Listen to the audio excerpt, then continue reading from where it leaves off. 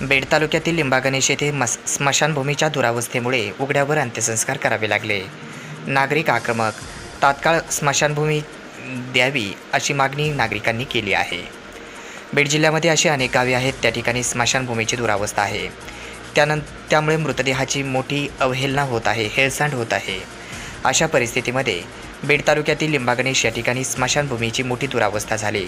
वेळोवेळी प्रशासन दरबारी पाठपुरावा केला होता, मात्र त्या ठिकाणी अद्याप देखील स्मशानभूमीची दुरुस्ती न केल्याने व मोठी दुरावस्था झाल्याने अक्षरशः नागरिकांनी आक्रमक होऊन उघड्यावर अंत्यसंस्कार केला आहे। या दरम्यान मोठ्या प्रमाणे मोठी मृतदेहाची हेळसांड होत आहे।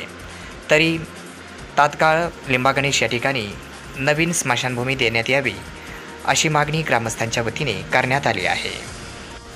सदर घटना आज रविवार दिनांक 2 जून रोजी दुपारी 12 वाजता घडली आहे। बीड जिल्ह्यातील 1394 गावापैकी 656 गावामध्ये स्मशानभूमीच अस्तित्वात नाही।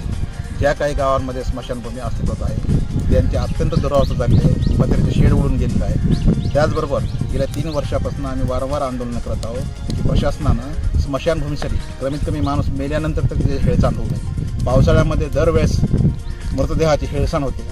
बीड तालुक्यातील लिंबागणेश या गावी वारंवार आंदोलन केल्यानंतर आमदार संदीप क्षीरसागर यांनी 6 महिन्यापूर्वी 8 लाख रुपयाचा निधी यासाठी दिलेला आहे नियोजन समितीमधून। मात्र या ठिकाणी पाहिलं त्यांच्या कार्यकर्त्यांनी केवळ बेसमेंटचं काम केलेलं आहे। वारंवार या ठिकाणी आपण पाहिलं तर विनंती करून सुद्धा, त्यामुळे एकंदरीत जर पाहिलं आम्ही तर प्रशासन आणि लोकप्रतिनिधी यांना याचं गांभीर्य असं दिसून येत नाही। त्यामुळे आमची अशी मागणी की पावसाळ्यापूर्वी ज्या ठिकाणी निधी दिलेला आहे त्या ठिकाणी निधीची कामं तातडीने करण्यात यावेत, अन्यथा तीव्र आंदोलनाचा करण्यात येईल।